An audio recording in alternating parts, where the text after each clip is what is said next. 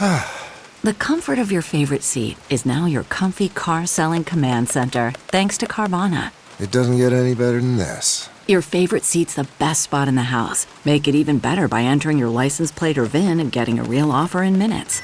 There really is no place like home. And speaking of home, Carvana will pick up your car from yours after you finalize your offer. Visit Carvana.com or download the app and sell your car from your comfy place.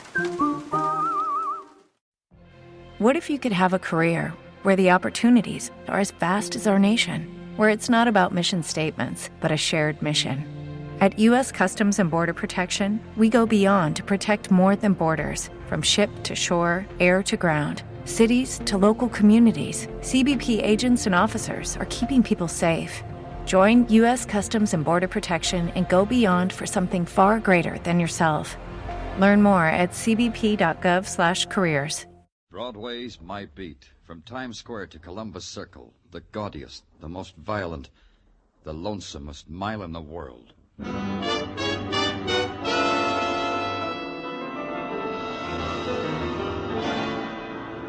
Broadway's My Beat, with Larry Thor as Detective Danny Clover.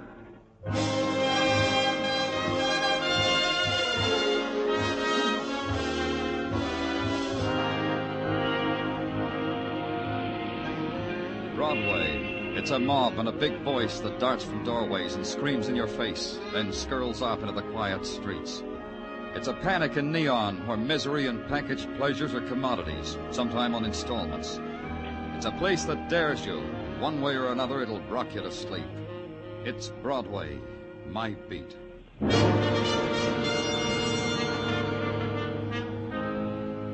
Early on a January morning, you get up and turn on the heat against the cold of the day. Then there's coffee and the newspaper, the warming things to buffer your shivering at the thought of going out into your own world.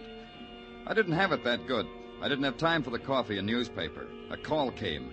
It said, get down to St. Anthony's Hospital. I did, and the nun at the information desk said Sister Angela was waiting for me right over there. Sister Angela? Yes, you're from the police. I'm Danny Clover. Headquarters said there was some trouble about a man dying. About Jimmy's dying. Jimmy Hunt. Please, this way. Jimmy was a patient here at the hospital? Yes. And he died. Then I don't see... The police, I mean. The manner in which he died, Mr. Clover. Father Flaherty said it must be reported to the police. Jimmy committed suicide with a steak knife off his food tray. I see. He was that sick. No, he wasn't, Mr. Clover. Jimmy had been a soldier. He fought in a war and he was having trouble forgetting about it. That's all that was wrong with Jimmy. This is the room. Oh, Father Flaherty. This is Mr. Clover, Father, from the police. Mr. Clover. Oh, Father. Suicide is always deplorable, Mr. Clover, and to attend death with the police even more so. However, I understand, Father. This is Jimmy. He was found like this? Yes. The attendant found him. Fred Owen, the attendant's name. Owen found him and called me. I'd like to talk with Fred Owen, Father. Of course. Sister... I'm afraid that's impossible, Father. Fred must have gone home for the day. This finding Jimmy dead by a knife, it undoubtedly made him ill. Fred is a very sensitive boy. Surely. Did Jimmy have any visitors? Why, yes, I have them here, Mr. Clover, a list. I called to tell them of Jimmy. If you don't mind, Sister. Yes, here. I don't understand. Routine, Sister, simply to complete a file. Is that all, Mr. Clover? A few more things. I'll want the attendant's address. Of course. And a question. Could anyone at all, attendant, visitors, anybody, could someone have come in here and murdered Jimmy? What do you say? Please. Yes. It could have been done, Mr. Clover. What are you getting at? Jimmy was stabbed in the side too close to his back to make him a suicide. Jimmy was murdered. You can say rights now, Father. A man who has slept on the beaches of death so many times is struck down finally in the ultimate screeching brutality of violence. And a nun's silent, gentle hands, the whispered chant of a priest, try to ease the pain of his journey into the shocking chasms of darkness. All a cop can do for the man is to find out why he had to die in this way. So the cop calls at the address of one named Fred Owen, finds him not at home, hasn't been home, don't know when he'll come home. Then the cop sends out an all-points bulletin on one named Fred Owen. Then the cop calls on the first of a murdered man's visitors list. Who is it? It's Danny Clover of the police. You're here about Jimmy? Please come in. The girl was slender, her face delicate with an almost wistful expression. But it was her eyes, gray and soft, as if the color had been strained through gauze. Please sit here. Thank you. They called me from St. Anthony's. They told me about Jimmy, Mr. Clover. They told me. Then you're Virginia Scott. Yes. I'm glad you came to me, Mr. Clover, because I can tell you things about him no one else knew, not even the doctors. I understand why he killed himself. Shall I tell you why? Jimmy didn't commit suicide, Miss Scott. He was murdered. Who would do that to my poor lost Jimmy? Jimmy... Miss Scott. Jimmy was brave. He was kind and innocent. He was my child and my love. All he ever did wrong was to get lost. Will you help me find his murderer, Miss Scott? Yes. Yes. Who would kill him? Who kills Mr. Clover? Who searches out a wounded boy and kills him? Are there such people? How long have you known him? We met at a dance. His company was going overseas. I didn't know anyone there, but Jimmy asked me to dance, and I fell in love with him. He kept in touch with you? Every day. We wrote each other every day. Did he ever mention anyone in his letters, anyone who could... Who hated him? Who wanted to kill him? Yes, Mr. Clover. All the nameless ones who had to kill other nameless men. He was a soldier. Virginia, Don't try to find words, Mr. Clover. The words that heal pain. Are there such? You can do one thing for me, though. Anything? The letters I wrote Jimmy in the hospital, they were love letters. Every day I couldn't visit him, I wrote him one. May I have them? Letters? There weren't any. What? But they were all I could ever give Jimmy. I know he'd keep them. They have to be there. I'll find them, Virginia. I only ask this. I know you'll understand. Why didn't you marry Jimmy? Why? Why burden him with more? Didn't you notice, Mr. Clover? I'm blind.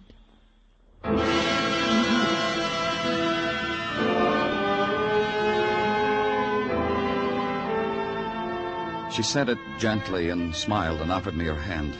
Then I left. Then I found a crowd and walked into it and stuck with it. That way I could clutter my mind up with other faces.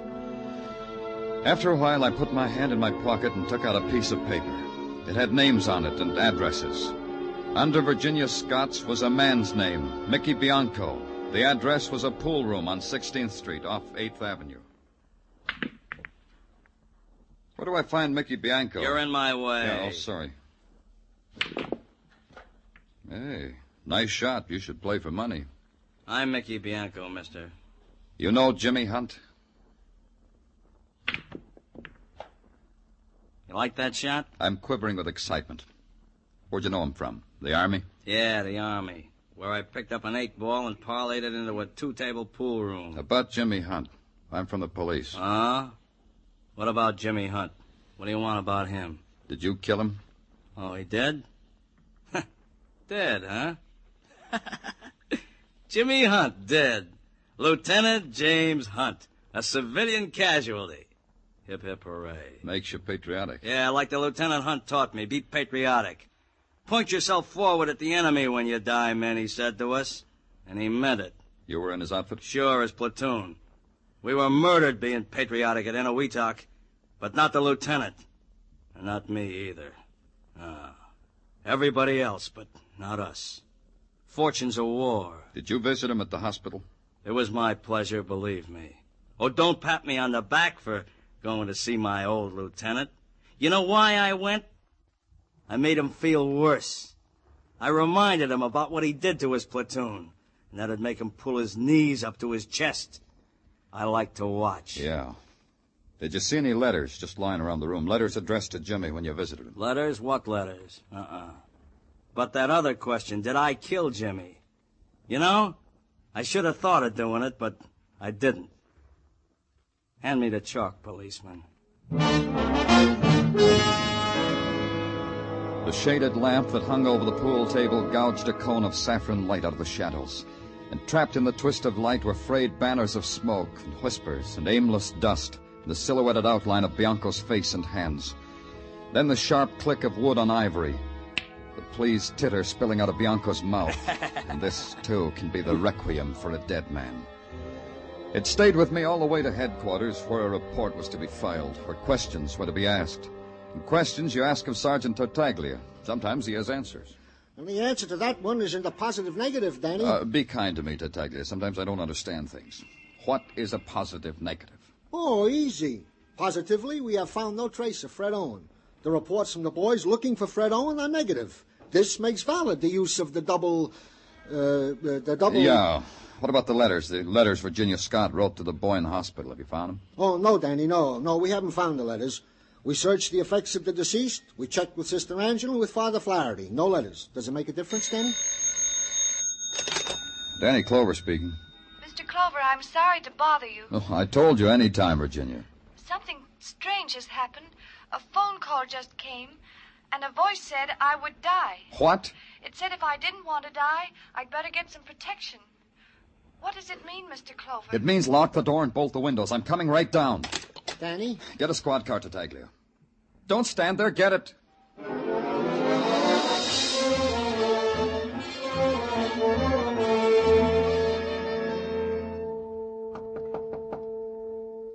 It's me, Virginia.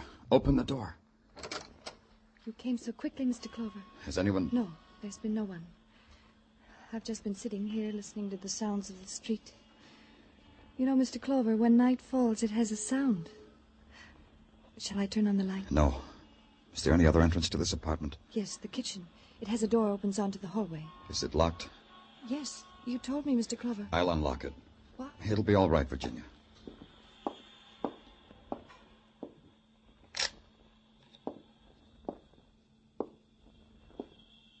We'll leave this one open, too. Where were you sitting?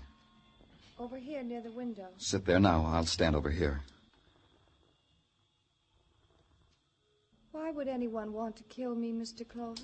I don't know. Maybe because you're all that's left of Jimmy. If they want to kill me, why did they tell me to get protection? It doesn't seem logical, does it? Maybe it's not. Shh. I hear someone, Mr. Clover. Don't move. Mr. Clover? He's heading for the fire escape at the back, Mr. Clover. I can tell by the sound. You'll have to come with me, Virginia. I can't leave you here. Just hold my hand. There he is, down at the bottom of the fire escape.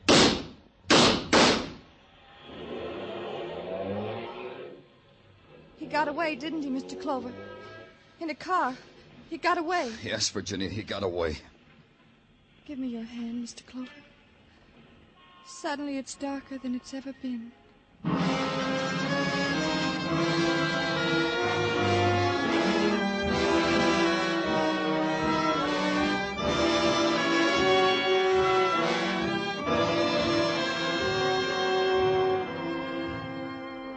You are listening to Broadway Is My Beat, written by Morton Fine and David Friedkin, and starring Larry Thor as Detective Danny Clover.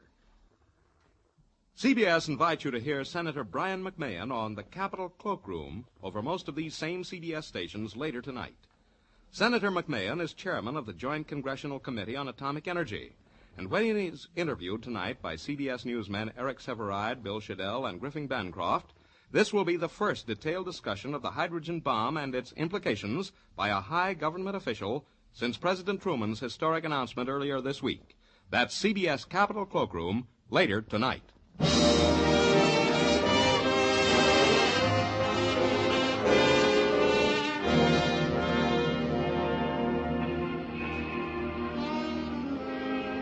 There's this about Broadway. It has a bag full of free illusions, in every color, every size. Guaranteed against fading, warranted against shrinkage. Want an illusion, kid? Just reach in the bag. There's more where that one came from. There's the illusion that Broadway can break its heart. And here's one in the classy all-plastic 1950 model, laboratory tested. The illusion that Broadway can shed a tear. That's the one you'll want for the murder of a sick soldier boy. For the girl of his heart and his dreams. The song of a girl with sightless eyes. Hug it close to you, kid, because it's fragile. Danny! Danny, what's the matter? Danny, you look sick. No. Well, it's something different from sick. Hey, Danny, can I get you a glass of water or something? What do you want, Tartaglia? Well, Danny, I just want you shouldn't look like that. What else do you want, Tartaglia? Ah, now, Danny, don't be like that. I know how upset you are because of the boy, because of how they tried to kill that blind girl. I don't figure it, Danny. If they wanted to kill her, why did they tell her to get protection? Maybe it wasn't her they wanted to kill. No? Hey, then that means it was... Danny, I got it. The killer set it up that way because it was you he wanted to kill. Hey, Danny, we got to do something. Answer the phone, Tartaglia. What? Oh, yeah, Danny, yeah. Danny Clover's office, Sergeant Tartaglia speaking. What? Yeah. Yeah, right away. Danny. What was it? That was Dan Dobin, desk sergeant, the 29th Precinct. They got Fred Owen. He gave himself up. He's confessed to the murder of Jimmy Hunt. Hey, Danny, take your overcoat. You catch you got the cold.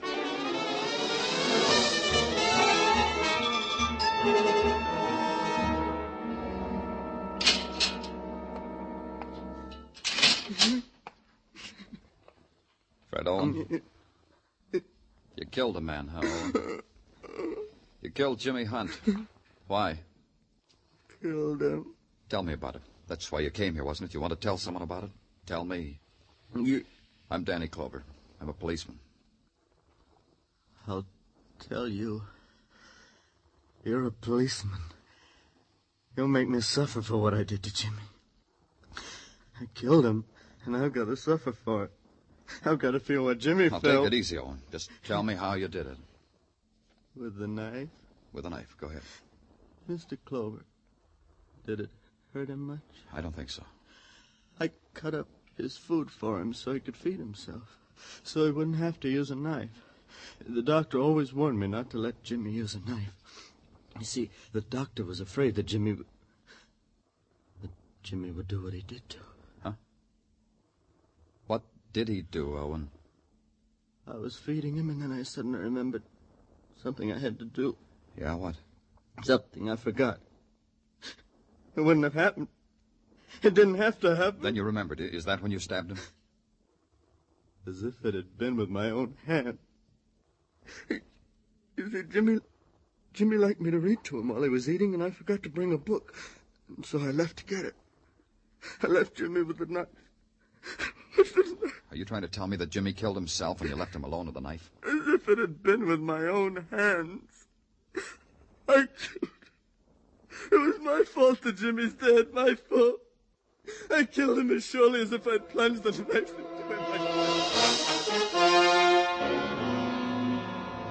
I tried to break through the wall of tears he'd built around himself, but it was no good. I tried to ask him about Virginia's letters. He didn't know anything about them, he said. And it was another lash of the whip he held over himself. I finally broke his heart by releasing him from the dismal, bitter shadows of the cell he'd begged for.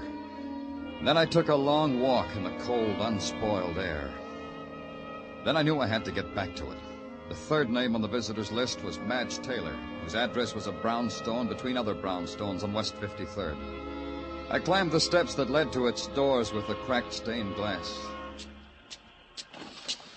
Hey, man, looking for someone? Yeah, Madge Taylor. Is she here? Come in, man. Well, come in. You want me to freeze? You're Madge Taylor? Yeah, right in there. What the old battle axe that runs his flat don't know won't hurt her. Anyway, it's cuddlier with the door closed, huh, man? Such a nasty draft in that hallway. Madge, I'm Danny Clover, the police. Huh? Let's have a drink on it, shall we, Danny? They told me you visited a man in the hospital. A man named Jimmy Hunt. Friend of yours? Huh. It's funny what I said? It kills me. I thought you were...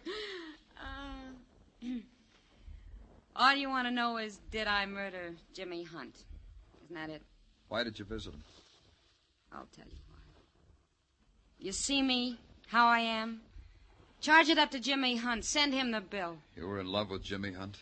The lieutenant? The wonder boy with the loose marbles? Are you kidding? I never saw him in my life till I found out he was brain sick in that hospital. I'll draw you a diagram. I was in love once. With a kid. A soldier kid. My husband. Lieutenant Jimmy Hunt killed him. Killed me, too, at the same time. Because the lieutenant thought it was dandy. Kids should be killed. This the lieutenant liked. You still want to know why I visited him? No, Madge. I've heard it once. When you saw him, did he have any letters? How would I know?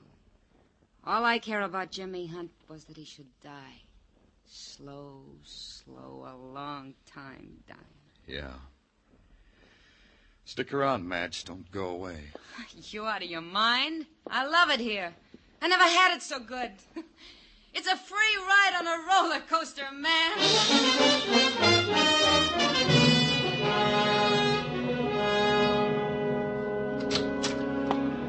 Hi, Danny. Hey, I got news for you. Yeah, what is it? There's a guy in your office waiting for you. Who is he? Name's Scott. Says he has a daughter named Virginia Scott. Hey, ain't that the girl? Danny? Your name's Scott? It is. And you're Danny Clover. Virginia described you to me. Well, don't look surprised, Mr. Clover. My daughter is a perceptive girl. Nothing about Virginia surprises me, Mr. Scott, except the fact that she has a father. I didn't know that before. Because Virginia didn't want you to know. She'd have a reason for that, Mr. Scott. Oh, it's all bound up with the kind of person she is. Her love for people who love her. The reason why she insisted on living alone without me. The reason why she didn't want me mixed up in this affair. She thinks you had a motive for killing Jimmy? She knows I did. That's why I'm here. Well, perhaps you'd never have found out. But that's why I'm here. To tell you I had a motive for killing Jimmy. Which was what? I hated that boy. Hated him for what he was, for what he could do to people. His arrogance, his snobbishness, the play acting he did to cover his cowardice. By his very existence, Jimmy Hunt was a liar. Mostly you resented his making love to your daughter. Yes. My daughter is blind. Whatever she can do on her own, sew, cook, turn on lights, dial a telephone, it doesn't alter the fact. Virginia is blind. It's her burden. She didn't deserve another awful one like Jimmy Hunt. A sick boy who willed himself sick. Virginia knew you felt this way? She knew I was prepared to kill Jimmy that very day. But you didn't. Is that what you're telling me? That very day I went to the ward to kill him. That's what was on my mind to do. But an attendant saw me, asked me my business there. When I couldn't answer him properly, he made me leave. No, I didn't kill Jimmy. But there's this. There's what? I'm glad he's dead. He got up and walked away, and I let him. But because I'm a cop, I had a man follow him. And because I'm a cop, I had to check on his story, whether he had actually left the ward the morning Jimmy Hunt was killed. That meant I had to talk to Fred Owen, the attendant. I called the hospital, and they told me Owen hadn't showed up, and as far as they knew, he was home. So that's where I went, too, to the home of Fred Owen. His landlady was a kind woman. Fred'll be right back, Mr. Clover. Would you like to wait in his room? Yes, please. Next room down on your right. Thanks. I'll find my way. Wait, I'll go with you. Turn on the fire. Sometimes it gets cold here in Fred's room. Can't understand it. A nice gas fireplace like this, and Fred likes to sit here in the cold. There. Don't that make a nice fire? Yeah, cozy. Yeah, this is a real cozy room. Fred decorated it himself. I allow him to hang pictures. Lots of landladies don't allow hanging pictures. Nice pictures. All girls. It's man's privilege. Girls with veils over their eyes. Girls with their eyes closed. Sightless girls. Yeah, and here's one with a man on it with a girl holding his hands over her eyes like he's going to surprise her. Fred. Oh, hello, Fred. I was just telling I'm Mr. happy you're here, Mr. Clover. I'll make some coffee. Thanks, but I don't care for any, Fred. I'll just leave you two gentlemen alone. I know how gentlemen like to talk sometimes without ladies. You like my room, Mr. Clover? I was just admiring your pictures. Yeah, I like them too. But all these girls, their eyes covered. They can't see you. I know. Some men hang pictures of girls... Well, you know, because that's the kind of men they are. What kind are you, Fred? I'm an ugly kind of man. My face, I mean. I know I am. Girls never look at me on the street. Even when I stare at them and set my mind that they should look at me. They look away even when I talk to them. Virginia doesn't, does she? No. Oh, no. When she comes to the hospital and I say good morning to her, she smiles and talks right to me. When she doesn't come to the hospital, she writes you, doesn't she, Fred? Oh, yes, of course she does, because she loves me. Maybe you don't believe that, Mr. Clover. But I'll show you. Here. This'll show you that she loves me. Her letters to me. Go ahead, take one of them out of the envelope and read it. I'm not ashamed of our love. Yeah. She loves you all right, Fred. But look at this. Yeah? You've crossed Jimmy's name out wherever it's mentioned and written in your own. Well, of course I did. Don't you see, Virginia's very clever. She wrote those letters to Jimmy, but she knew I'd get them. I knew Virginia wanted it like that. And Jimmy... Jimmy was sick, you know. He thought Virginia really meant them for him. So you stabbed him. You really did kill him, didn't you? Oh, I had to. He was getting worse and worse about Virginia all the time. Why didn't you tell me that when I talked to you in the cell, Fred? Because I'm clever, too. Yes, you are. That was a clever trap you set for me in Virginia's apartment. No, you're wrong. I wasn't clever then. You got away. Put down that knife, Fred. It won't hurt, Mr. Clover. It didn't hurt Jimmy. You said it didn't. Now give me my letters. I don't want blood on Virginia's letters. Here are your letters, Fred. The letters! You threw them in the fire! The letters! Oh, they're burning! Help me! Help me get my letters, will you? I can't touch them. Help me, please! Help me, will you? Help me, and I'll kill you! You need help, Fred. Only you need this first.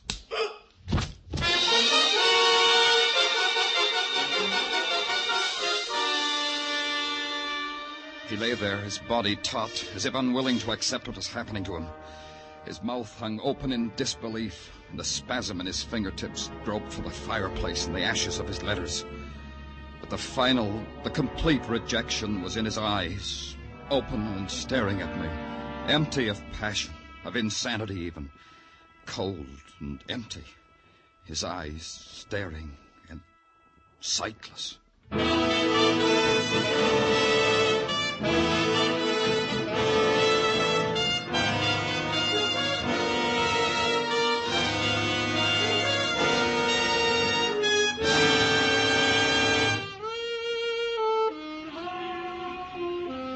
Broadway's having itself a time. It's cocky, and it's needling people to step over the line. It's making a big muscle and daring the nighttime. And before it's over, it'll gouge chunks out of itself and laugh at its own agony. It's Broadway, the gaudiest, the most violent, the lonesomest mile in the world. Broadway, my beat.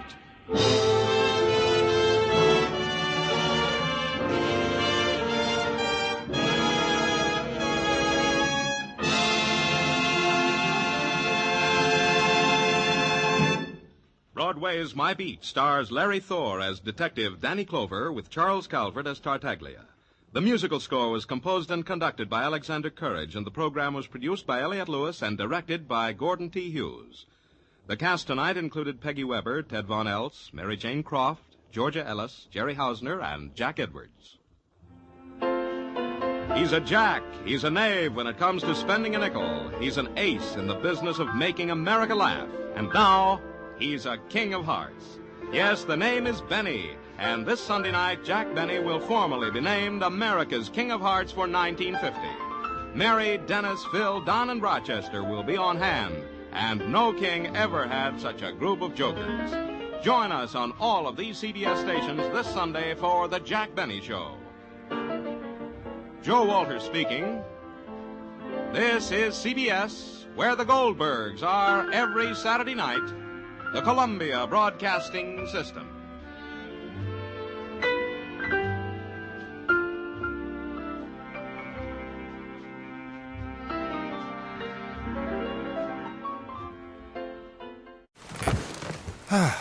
The comfort of your favorite seat is now your comfy car-selling command center, thanks to Carvana. It doesn't get any better than this. Your favorite seat's the best spot in the house. Make it even better by entering your license plate or VIN and getting a real offer in minutes.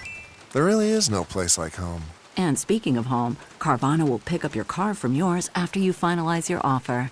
Visit Carvana.com or download the app and sell your car from your comfy place. The comfort of your favorite seat is now your comfy car-selling command center, thanks to Carvana. It doesn't get any better than this. Your favorite seat's the best spot in the house. Make it even better by entering your license plate or VIN and getting a real offer in minutes. There really is no place like home. And speaking of home, Carvana will pick up your car from yours after you finalize your offer. Visit Carvana.com or download the app and sell your car from your comfy place.